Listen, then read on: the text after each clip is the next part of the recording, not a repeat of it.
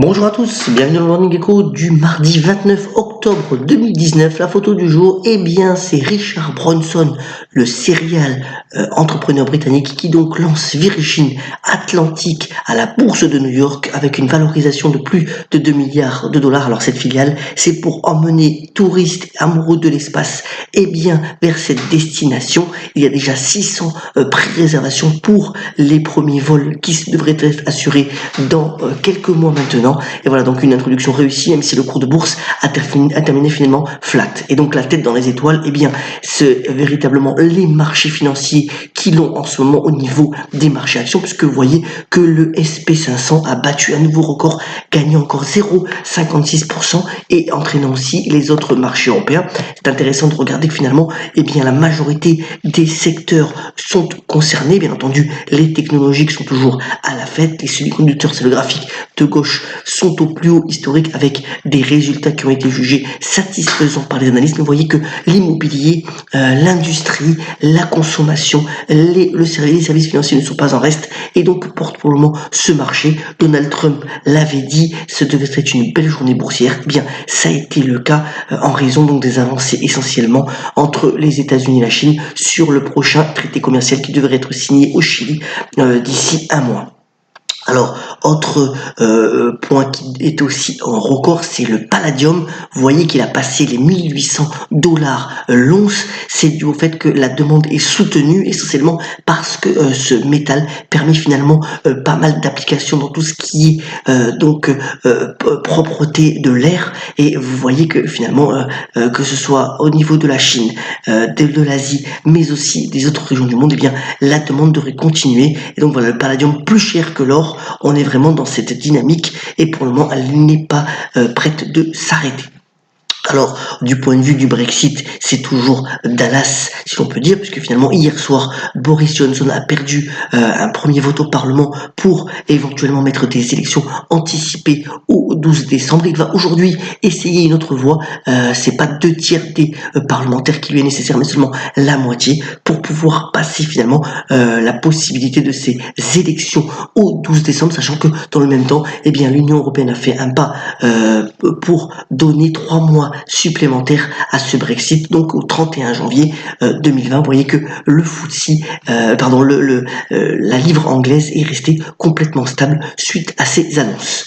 Alors, puisqu'on parle de devises, le dollar canadien serait-il, et c'est déjà une tendance depuis quelques semaines, eh bien la star au niveau des devises qui peuvent être intéressantes. Pourquoi? D'abord, alors vous savez qu'on est en pleine réunion de la Fed entre aujourd'hui et demain. La Banque centrale américaine devrait baisser ses taux d'intérêt. Ce n'est pas forcément le cas de la Banque du Canada qui devrait laisser ses taux stables. Et donc dans ce contexte-là, eh bien il y a de plus en plus d'investisseurs qui s'intéressent donc au dollar canadien, tant les Américains que même les Européens. Vous voyez que contre les deux devises, eh bien le loonie, c'est son surnom, eh bien se renforce et pourrait continuer sa tendance plutôt haussière, sachant que bien évidemment au niveau politique, Justin Trudeau a donc été confirmé, mais s'il est un gouvernement minoritaire et que finalement l'économie canadienne se porte bien pour le moment. Venons-en en bref avec pas mal d'actualités toujours.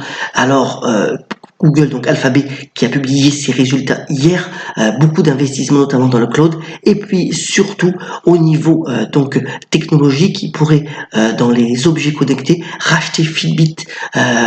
Vous savez, c'est essentiellement un spécialiste des montres et écrans connectés. Alors ils n'ont pas confirmé lors de la conférence de presse, mais voilà, c'est une possibilité. L'action Fitbit est montée de 30%, pas de commentaire à ce stade, mais c'est effectivement une possibilité à considérer.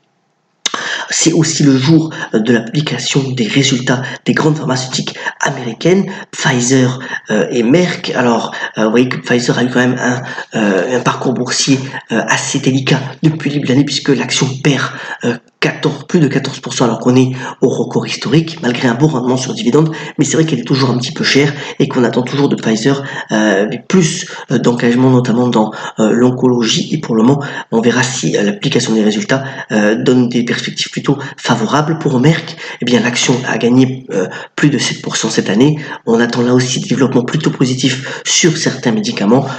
Donc la publication, c'est avant l'ouverture des marchés. On aura aussi, avant l'ouverture en France, eh bien bien la publication d'Orange, l'opérateur télécom. Vous voyez que alors que aussi le CAC a gagné plus de 20% depuis l'année, eh bien Orange n'est qu'à 2% malgré un dividende toujours avantageux de 4,8%. Là aussi, on surveillera le nombre d'abonnés et s'il est toujours en progression, notamment aussi dans les clients dans la fibre. Voilà, pour voir si Orange peut enfin bien dépasser ce niveau entre 14 et 15 euros et reconnaître une tendance haussière. C'est pas évident pour le moment, même si ça reste une belle action de fonds de portefeuille au vu de son dividende. Uber se lance dans les services financiers de manière plus soutenue. Alors l'entreprise publiera ses résultats dans quelques jours. Donc l'idée c'est de proposer des services financiers à la fois aux chauffeurs et aux coursiers. Ils sont quand même 4 millions à travers le monde, et puis aussi in fine à ces 100 millions de clients en proposant différentes possibilités, dont une carte de crédit. Donc voilà, c'est un nouveau pan d'activité donc pour Uber, pour essayer d'arriver finalement à la rentabilité, ce que tout le monde attend pour cette compagnie. TikTok, on en avait parlé il y a quelques temps dans le Morning Echo, et bien donc c'est véritablement l'application qui plaît aux jeunes, surtout via ByteDance, dont les asiatiques raffolent. C'est pour faire des mini vidéos donc de musique et de danse. Vous voyez, avec plus de 500 millions d'utilisateurs à travers le monde, et bien l'action devrait se mettre en bourse, donc la bourse de Hong Kong au premier trimestre 2020 pour une valorisation atteignant les 75 milliards de dollars. C'est assez considérable pour une société qui n'existe que depuis 7 ans, et un exemple de la croissance vertigineuse que peut engendrer Internet si on est véritablement sur le bon créneau. Alors, juste un petit mot pour saluer Robert Evans. Robert Evans, c'est le producteur de grands films comme Chinatown, comme aussi bien entendu la série des Parrains. Alors, il avait été un temps acteur, malgré ce physique avantageux, ça n'avait pas marché. Il s'est bien reconverti dans le métier de producteur avec beaucoup plus de succès. Et voilà, il s'est éteint.